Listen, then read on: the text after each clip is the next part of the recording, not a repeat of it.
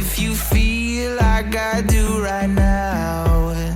Don't say you're on the run to the other side, my love.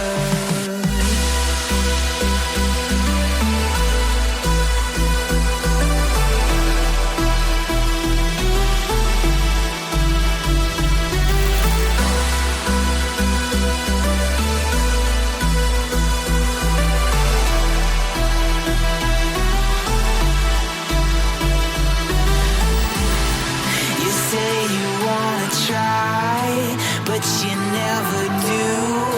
Sugar, there's a reason why we lose.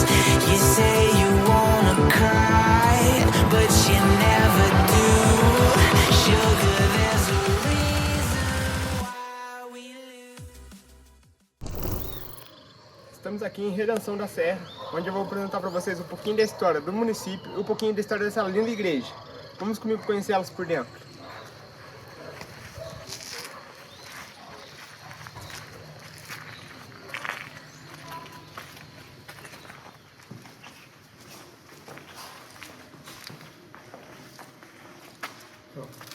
O município de Redenção da Serra ele foi desbravado por escravos, quando iniciou a expansão cafeeira, quando estava se esgotando as riquezas de Minas Gerais, se precisava de uma nova economia para o país. Com isso, veio se desbravar novas terras para produzir café na nossa região. A ordem do governador do estado de São Paulo foi desbravar terras para o sentido dos sertões do Samambaia. Com isso, o capitão Mor de Guaratinguetá veio para a nossa direção, onde atualmente um bairro da cidade se chama Sertões do Samambaia. Veio em nossa direção desbravando terras. Durante o percurso, um escravo morreu picado por uma cobra. Esse escravo foi enterrado, sepultado. Em cima do túmulo dele foi colocado um cruzeiro. E o capitão Mor seguiu sua caminhada. Começou a produzir café, a turma ao redor começou a ver que isso dava lucro. Todo mundo queria pedaço de terra. Com isso, como o capitão Mor tinha soberania ao terreno ao redor, ele pedia para todos que fossem construir fazendas, casas aqui, construíssem uma casa ao redor do cruzeiro. Com isso foi se formando Redenção da Serra. Vamos conhecer um pouquinho da igreja, mostrar um pouquinho dela agora. Então, agora a gente está em cima exatamente onde é o túmulo do escravo. Aqui embaixo de onde eu estou pisando agora, é oco até hoje. Ele fica dentro da igreja, da antiga matriz de Redenção. Aqui foi onde nasceu a Redenção da Serra. Ele está debaixo do arco principal, que é o arco do cruzeiro. Agora nós vamos conhecer a Capela do Santíssimo, onde ficava o Santíssimo exposto. E lá a gente encontra uma grande mistura de culturas no município. Vamos lá conhecer. Aqui a gente está dentro da Capela do Santíssimo agora. Nas paredes, na pintura da parede dela, a gente tem uma coisa muito escondida, que mostra a mistura de cultura que tinha no nosso país. A pintura dessa sala, ela não é da cultura brasileira, e sim da cultura asiática, mas exatamente da chinesa, que no conjunto de símbolos dentro da pintura forma o rosto do leão. Vou mostrar para vocês aqui.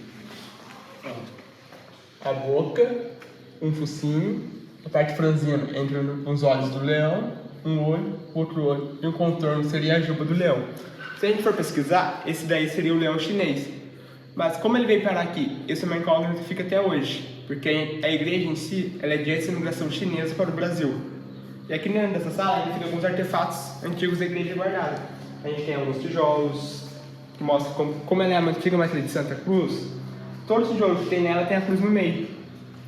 Temos algumas fotos da década de 60. Temos um quadro de 86, que foi a primeira vez que a população se uniu e fez o pedido de restauro formalmente ao governo. Só que nesse ano conseguiram apenas a pintura externa dela. De lá pra cá, ano a ano, é um pedido novo, renovando. Aqui do lado está a cruz de inauguração dela. Essa é a cruz original dela, de inauguração. Essa cruz foi talhada por ex-escravos e dada de presente para a igreja. Em agradecimento, o que essa igreja teve a ver com a libertação dos escravos. Nela está escrito uma frase em latim com duplo sentido. Vivit imperit regnat. Viva o império da rainha. Para o catolicismo, a gente leva para o lado católico, que seria a Rainha Nossa Senhora. Para a parte histórica, a gente leva para a Princesa Isabel, que era o desejo dos escravos, que a Princesa Isabel se tornasse a rainha do Brasil, e não o Brasil virar democracia como é hoje. Aqui do outro lado, temos um reto projetor movido a carvão. Esse reto projetor tem uma grande importância para a nossa cidade, Junto dele temos um dos maiores meios culturais do Brasil, onde gerou muita cultura e gira até hoje, onde os filmes dele são vistos no Brasil e no mundo inteiro, o grande cineasta Márcio Mazzaropi. Esse projetor, há relatos, foi doado por ele para a cidade, porque na cidade de Redenção da Serra foi gravado trechos de 2 filmes dele. É o Grande Xerife e o Corintiano. O Grande Xerife aparece bem no centro antigo, e o Corintiano aparece no casarão. E no interior da cidade, a gente temos mais vários filmes gravados aqui na cidade. Esse lustre ainda é o original dela. Ele apenas foi convertido de vela para lâmpada. No pé do bocal da vela, onde ainda eram encaixadas as velas. Ele só foi convertido de vela para lâmpada, onde ele foi modernizado com o passar dos tempos. Esse altar, ele guarda um símbolo muito grande para a nossa cidade. Embaixo dele foi onde ficou o túmulo do padre que inaugurou a igreja, o padre Francisco Felipe V. Ainda esse túmulo, atualmente, ele está aberto. A alçada foi tirada em 1974, quando a igreja ficou inundada por água da represa da barragem de hidrelétrica de Paraibuna. Atualmente, esse túmulo fica aberto, fica no vão entre o altar e a parede da sacristia. Aqui é onde se encontra o altar, o túmulo do padre, aqui de baixo. Lá. Ele está aberto e fica aberto para visitação atualmente. Onde ele foi fechado, uma parte da parede, foi cortado um pedaço do túmulo e deixou o resto aberto para a visitação. Aqui é onde se encontra o cofre principal da igreja. Esse cofre ele era utilizado para guardar todas as riquezas da igreja. E às vezes, como a cidade era pequena, a população ao redor poderia ter trazido seus dinheiros para a igreja guardar, porque se contar que era um cofre seguro e dentro de um local sagrado, onde possivelmente não aconteceria roubos e furtos. Os fios da igreja eles são os originais. Eles são feitos de ladrilhos hidráulicos. Eles são em torno de 5 cm de espessura, suportando até o peso de uma máquina sobre o peso dele. Ela nunca foi modificada o piso dela, desde que sua inauguração, ela ainda continua no piso original dela, contendo, se não me engano, 5 tipos de pisos diferentes, de desenhos nela. Aqui é onde a gente encontra o púlpito original dela, da igreja. Como antigamente não tinha acesso ao microfone, não tinha ainda o sistema de som, né, integramos aí essa igreja ela conta com um púlpito, porque para o padre poder fazer homilia, leituras, onde o som, dependendo do tom que a gente falasse, seria ecoado pela igreja inteira. Atualmente a gente até brinca, a gente conversa aqui, se escuta dos 2 cantos da igreja, tanto do lado da porta quanto do lado dos fundos. Bem atrás de mim está uma santa, a única santa original que restou da igreja, que é a Nossa Senhora de Fátima. Essa santa, quando a gente pegou para cuidar da igreja, não chegava nem a borda da roupa dela. Quando a gente terminou de limpar a igreja, a gente veio buscar ela para poder levar para pintura. Quando a gente chegou para pegar a santa, ela já estava corada. Começamos a separar ano após ano na igreja santa, quanto mais movimento se tem dentro da igreja, mais corada ela fica. E ela tem um rosto bem vermelho, bochechas bem vermelhas, lábios bem vermelhos e olhos bem azul, que chega a destacar a cor dos olhos. E ela é uma imagem igualzinha à Nossa Senhora de Fátima, que está em Portugal. O forro da igreja, ele conta com apenas uma parte original dela ainda, que fica situado na cúpula dela.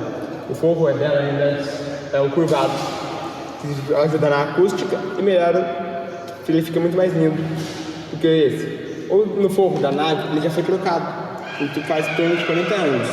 Ele foi, em vez do original, ele era curvado igual da cúpula, para melhoramento da acústica. Quando foi trocado, o padre que fez a obra achou melhor colocar o reto, por ser mais barato e mais viável para a época. A arquitetura da igreja conta com sistemas de vitrais. Esses vitrais, dependendo do horário e posição do sol, se refletem em luzes lindas, feixes de luzes lindas dentro da igreja, formando desenhos de rosas nas colunas e no chão, na parte verde do piso, formam os espinhos das rosas. A arquitetura da igreja conta com as paredes dela feitas em taipa de pilão, erguida por os escravos. As paredes dela têm 1,5 m de espessura. Com isso, ela suporta muito peso na sua altura, pela sua dimensão. Agora a gente voltando para o interior central da igreja. Aqui atrás de mim está um altar feito em madeira. Há relatos que esse altar era da antiga fazenda do Félix Guizardi, temos o Félix Guizardi Neto, que teve a fábrica têxtil em Taubaté, e temos o Félix Guizardi Avô, que teve uma produção de café em Redenção da Serra. Dentro dessa fazenda tinha uma capela. Essa capela era bem pequenininha e tinha padres que ficavam dentro dessa capela rezando missas diariamente. Só que os padres dessa capela, eles ajudavam os escravos a fugir. A parte de baixo desse altar é oco. E antes, só que antigamente não tinha esses friscos. Então se você olhasse de longe, era pedra.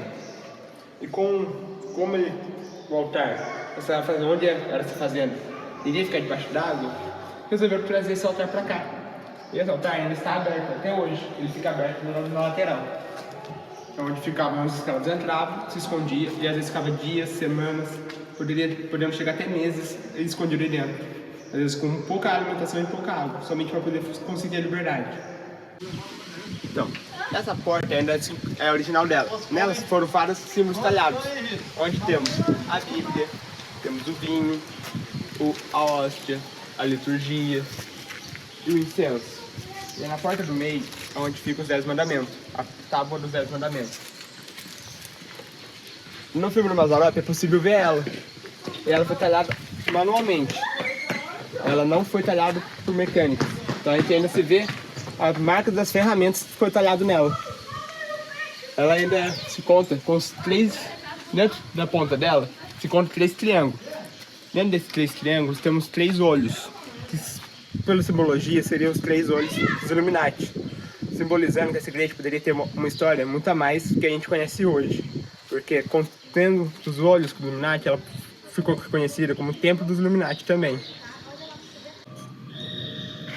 A igreja ela foi desativada em 1974 por conta das águas da represa da igreja que ficam ao redor dela. As águas chegam em torno de 1 metro, 1,5 metro dentro dela. Com isso, fez ela ser desativada por conta dessa estrutura set-type. A população ficou com medo dela ceder por conta do peso da estrutura dela.